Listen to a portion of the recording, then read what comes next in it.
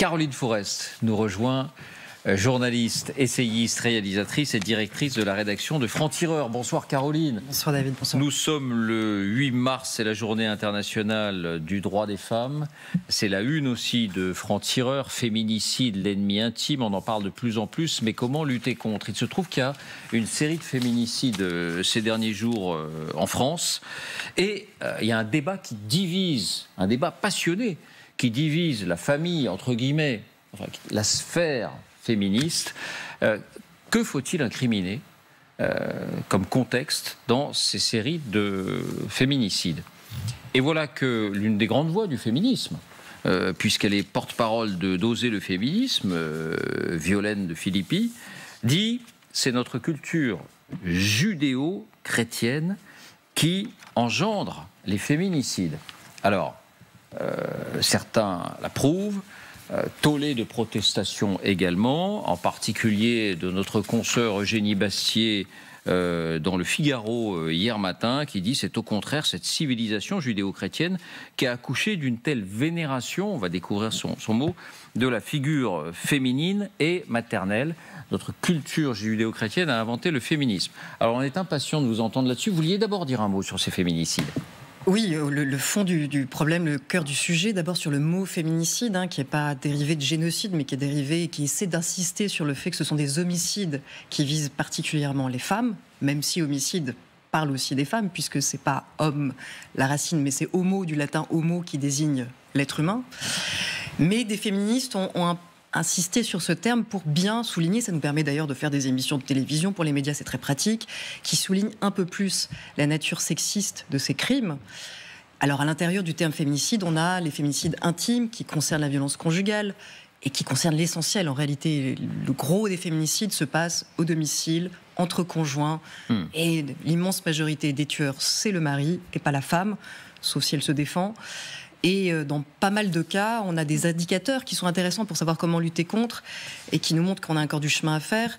Ça, c'est le décompte tragique qui continue à s'alourdir et qui s'est alourdi notamment aussi après le confinement, après la fin de la pandémie, peut-être à cause d'addictions supplémentaires, parce qu'on sait que par exemple, dans un tiers des cas, l'alcool, les stupéfiants, les drogues facilitent évidemment la violence et donc peut faciliter la violence conjugale. Mais le chiffre le plus intéressant, alors la jalousie invoquée, le refus de la séparation, ça nous renvoie au machisme, au fait de considérer sa femme comme une propriété privée et de pouvoir se défouler ou refuser qu'elle vous quitte. Mais le chiffre intéressant pour savoir que faire, c'est vraiment qu'on a 41% des victimes qui avaient déjà dénoncé ces violences conjugales, donc qui avaient déjà alerté. On a même 65% des cas où la police ou la justice avait eu à connaître ces cas de violence. Et donc là, il y a une marge de manœuvre, de progression possible. L'Espagne, par exemple, a mis beaucoup de moyens pour essayer d'améliorer la formation de ses magistrats, pour essayer de faire plus d'ordonnances de protection.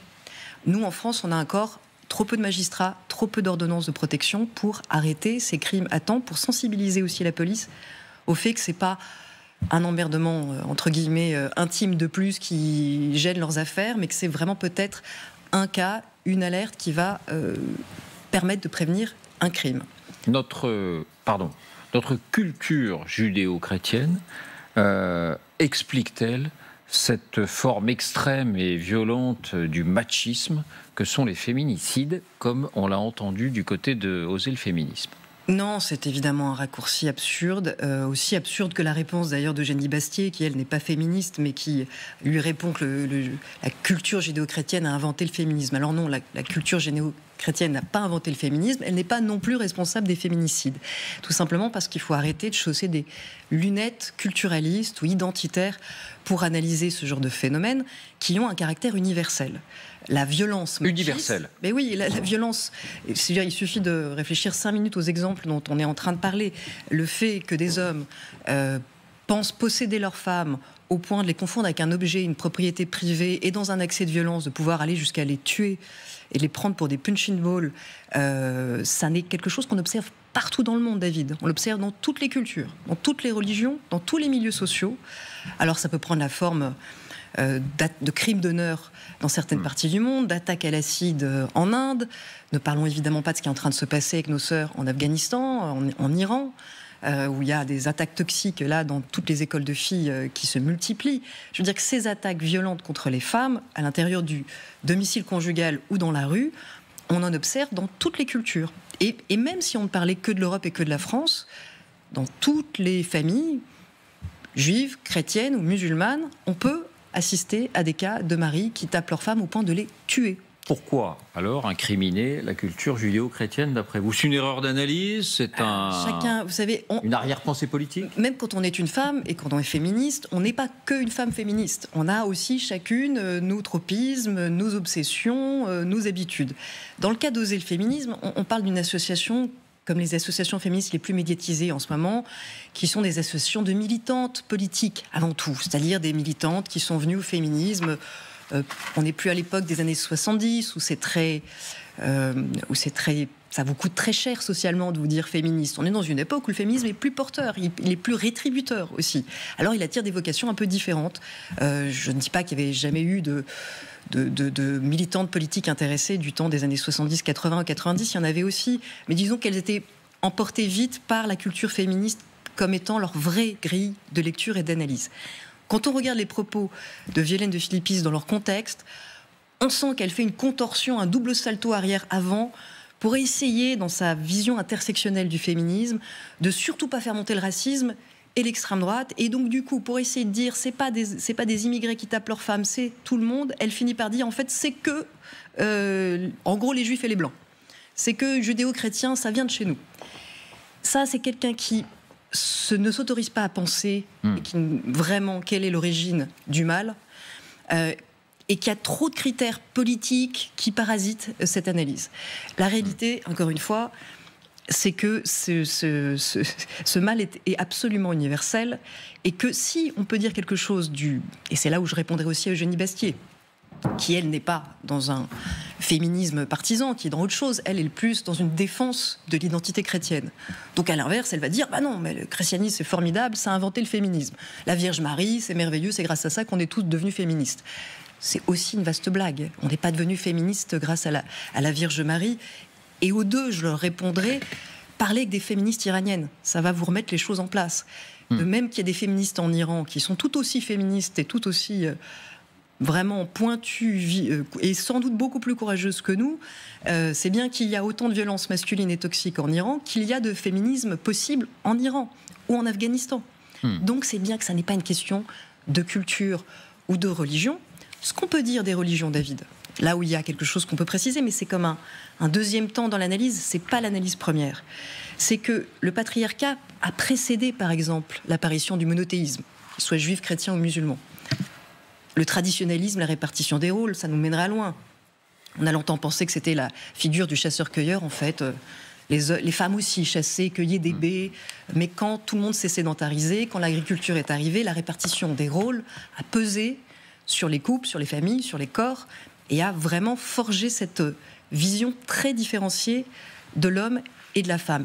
Comme la religion est arrivée dans un contexte traditionnel, encore très marqué par cette représentation patriarcale, elle a en quelque sorte sanctuarisé cette vision. Et elle l'a codifiée, sanctuarisée. Elle l'a sacralisée. C'est moi ce que j'appelle l'effet congélateur des monothéismes sur le patriarcat. Ça a aidé le patriarcat à voyager à travers le temps un peu plus préservé, parce que chaque fois que vous vouliez attaquer une tradition, vous deviez défaire aussi le sacré qui allait avec et qui était intermêlé. Ça ne veut pas dire que les monothéismes, par moments, n'ont pas combattu des traditions patriarcales. C'est arrivé pour le christianisme, c'est arrivé pour l'islam aussi. Mahomet, puisque Eugénie Bastier cite des exemples liés à Jésus et à l'exemple positif qu'on peut trouver évidemment dans le christianisme. Il y a des exemples positifs dans le Coran où Mahomet a combattu des traditions patriarcales. Ça n'empêche pas que ni l'un ni l'autre n'ont défait l'ensemble du tissu patriarcal dans lequel ils ont grandi, vécu, et que leurs fidèles veulent appliquer encore aujourd'hui. Donc ça n'est pas une question de culture, c'est une question de machisme, c'est une question de domination masculine, et c'est ça qu'il faut défaire. En ce 8 mars, je voulais vous faire réagir à une déclaration qui a eu un effet, qui a eu un certain retentissement, celle d'Antonio Guterres, le secrétaire général des Nations Unies. Voilà ce qu'il affirme. L'égalité entre les sexes s'éloigne de plus en plus. Au rythme actuel, on l'atteindra dans 300 ans, dans 3 siècles. Oui, alors stupeur et tremblement. Stupeur et tremblement. Je ne sais pas honnêtement comment on peut chiffrer si précisément comment on atteindra et quand l'égalité homme-femme, puis exactement qu'est-ce qu'on entend du coup par là. Ce qui est certain, c'est que c'est pas un mouvement. Les avancées, les progrès, contrairement à ce qu'on pense, c'est pas des mouvements de l'histoire qui sont comme ça, inéluctables, qui se fabriquent tout seuls et qui peuvent ne jamais repartir en arrière. La preuve, on est en train de voir le droit à l'avortement repartir en arrière aux États-Unis. Ça, c'est le fruit d'un rapport de force. Il y a toute une bataille culturelle, notamment portée par la droite religieuse américaine depuis les années 80, qui est en train de porter ses fruits. Et ce qu'on observe, c'est que ce retour de bâton, dont Suzanne Faloudi avait parlé il y a des années, il est à l'œuvre partout dans nos démocraties, même occidentales. Les démocraties les plus avancées sont en train de voir un tel retour de l'identitaire, et c'est bien pour ça qu'il ne faut pas jouer avec le feu de mêler l'identitaire et le féminisme, parce que l'identitaire est un ennemi mortel pour le féminisme, même quand on veut faire de l'antiracisme prioritaire. L'identitaire tue le féminisme parce qu'il ravive le sentiment d'appartenir à une tribu, d'appartenir à un groupe, et donc d'être en concurrence avec un autre groupe, et ça réveille les fondamentaux patriarcales, et on le voit aux États-Unis, comme on le voit en Russie, comme on voit qu'on est dans une époque aussi de guerre. Les guerres réveillent évidemment les mentalités patriarcales, même si en ce moment en Ukraine, il y a des femmes qui sont en train de combattre sur le front. La pandémie a réveillé les pires réflexes, a réveillé non seulement les violences domestiques, mais aussi les addictions qui vont être porteuses de plus de toxicité et de plus de comportements brutaux. Donc oui, c'est pas un mouvement qui va dans le sens forcément du progrès si on n'y résiste pas. Mais encore une fois, et c'est là où je suis inquiète de voir que le nouveau féminisme porté par toute une jeunesse s'embourbe dans la défense essentialiste des identités, essaie de faire de l'antiracisme prioritaire. Parfois même, ça les empêche de dénoncer des crimes ou des viols parce qu'il ne faut pas dénoncer quelqu'un qui est racisé, mais dénoncer plutôt des juifs et des blancs.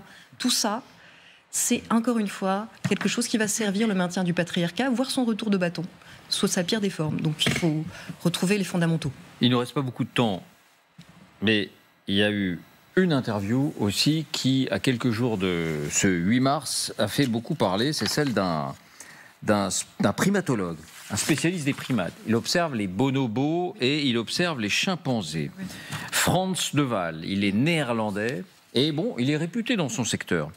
Et voilà ce qu'il dit. Il dit, moi, je constate dans l'attitude de ces primates, par exemple, si vous donnez des jouets aux jeunes primates, les véhicules motorisés sont ramassés par les mâles, les poupées sont ramassées par les femelles. Et là, on ne parle pas donc de culture, culture du patriarcat. Il ajoute, dès qu'il y a un nouveau-né, les jeunes femelles veulent toucher le bébé. Les jeunes mâles, eux, ne s'y intéressent pas. Et il continue, les mâles s'occupent très peu des enfants, le rôle de père est une spécificité humaine. Puis il y a une autre citation, alors c'est un peu plus tard, les garçons grandissent en étant plus enclins à la violence. Chaque société doit faire face à cette réalité, doit parvenir à civiliser ses fils. La différence entre les sexes de comportement n'est pas due à la culture, elle serait due à la nature. Mais la différence entre les sexes comporte une part de nature, évidemment, organique, et de comportement peut-être lié à notre fonctionnement organique.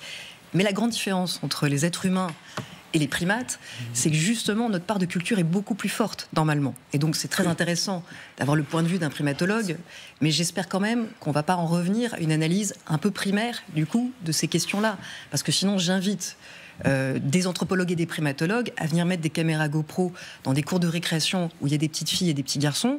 J'aurais pu les embarquer dans mon enfance, où quand on me donnait une poupée, ça ne m'intéressait pas, et quand on me donnait un camion de pompiers, ça m'éclatait, si vous voulez. Donc moi je suis toujours un peu surprise, en fait, depuis que je suis petite, en fait. Hein, voilà, Chloé Ridel, pareil. Vous aussi, Chloé ? Bah oui. Donc on est toujours un peu stupéfait. Plutôt camion que poupée. Voilà, on est toujours un peu stupéfait par ces lectures.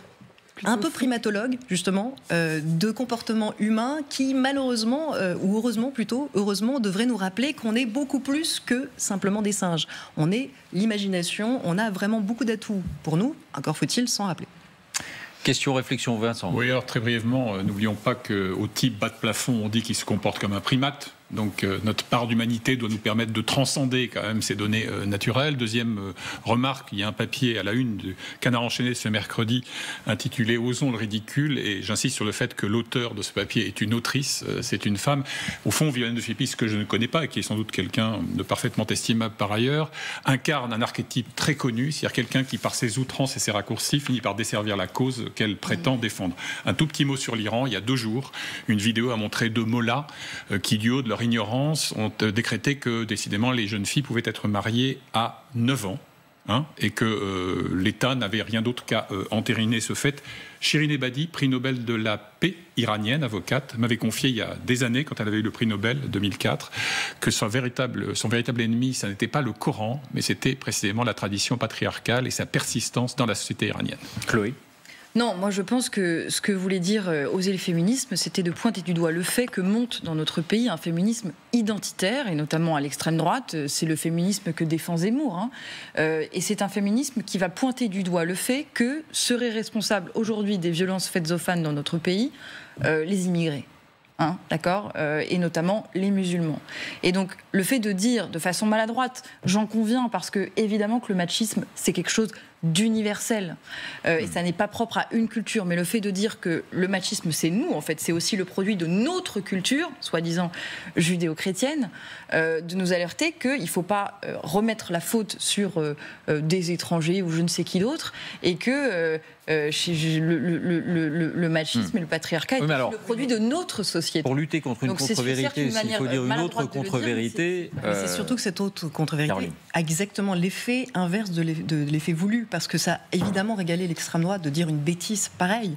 C'est-à-dire que quand on veut lutter à la fois contre le racisme et le sexisme, c'est utile et efficace de rappeler l'universalité du patriarcat, parce que ça annule les deux. Par contre, quand on dit c'est la culture judéo-chrétienne qui engendre le machisme et les féminicides, on fait monter l'extrême droite et l'intégrisme chrétien, et on oublie d'être en solidarité avec, par exemple, les filles qui sont victimes d'attaques à l'acide, de crimes d'honneur, de tournantes ou de voiles forcés en France, au passage. Et c'est pas pour rien que les associations qui ont ce genre de logiciel sont très absentes des combats universalistes aujourd'hui féministes, très absentes du soutien. Je ne pense pas qu'elle voulait dire que le machisme était absent de d'autres civilisations par ailleurs. Je pense vraiment sincèrement qu'elle essayait de pointer le doigt du fait qu'il y a un féminisme identitaire aujourd'hui qui veut détourner le regard et l'attention du fait que le patriarcat aussi émane de notre propre culture. François ? Pierre, pardon. Donc à faire. François, c'est moi. Deux remarques rapides. Les chiffres donnés par Caroline sur les féminicides, notamment le nombre de personnes ayant déjà signalé leur situation à la police et à la gendarmerie. Il ne s'agit pas d'incriminer la gendarmerie et la police, mais c'est intolérable. C'est intolérable, c'est monstrueux. Le fait de penser que des femmes qui ont porté plainte, qui ont fait des mains courantes, etc., se fassent tuer au final parce que le système n'a pas fonctionné, ça devrait être un engagement majeur de l'État. C'est inacceptable. Et puis après, ce que j'entends dans les débats, de ce que dit Caroline, etc., ce que Chloé dit aussi, c'est vraiment pour moi l'affrontement entre l'universalisme, c'est-à-dire le fait de ne pas dire les principes que je les défends, mais je les défends quand même un petit peu plus pour cette catégorie et puis quand même un petit peu moins pour l'autre. C'est l'universalisme ou le clanisme avec le système du bouc. On y revient. On y revient, et le clanisme fonctionne avec le système du bouc émissaire. C'est-à-dire que pour que ça fonctionne, il faut dire c'est la faute à. C'est la faute donc aux judéo-chrétiens ou aux autres, etc. Et donc le combat structurel du monde aujourd'hui et qui se traduit en géopolitique dans le monde, c'est vraiment pour moi le combat entre la pensée universelle, qui est que quand on croit à certaines choses, eh bien on les défend pour tout le monde et on les dénonce pour tout le monde quand elles sont constatables partout, ce que Caroline a très bien expliqué, et pas comme moi j'ai besoin de la purification du clan et de ressouder ma base, eh bien je le fais de façon alternative ou à géométrie variable quand ça m'arrange. C'est pas possible. Oui, Caroline nous a rappelé tout à l'heure qu'en Espagne, on a réussi beaucoup mieux qu'en France à limiter les féminicides. La société espagnole, il n'y a pas si longtemps, était extraordinairement patriarcale. Donc on a la preuve que ça peut être fait. Et je pense qu'un président de la République, quel qu'il soit, devrait ériger la lutte dans l'administration contre les féminicides, l'organisation de la gendarmerie, l'organisation de la police, l'organisation de la justice. Ça devrait être érigé en grande cause nationale, un peu comme Jacques Chirac l'avait fait pour faire passer des 17 000 par an à 3 000 par an le nombre de morts sur la route chaque année. On est face à un phénomène qui doit être combattu avec ce niveau de priorité. Sans compter tout ce qui est avant le féminicide. Le harcèlement, tout ça, etc. C'est une politique globale. Je souscris complètement à ce que François vient de dire. Merci Caroline. Et à mardi prochain. Merci François, Vincent, Chloé. Les autres. Et les autres. Et les autres Pierre.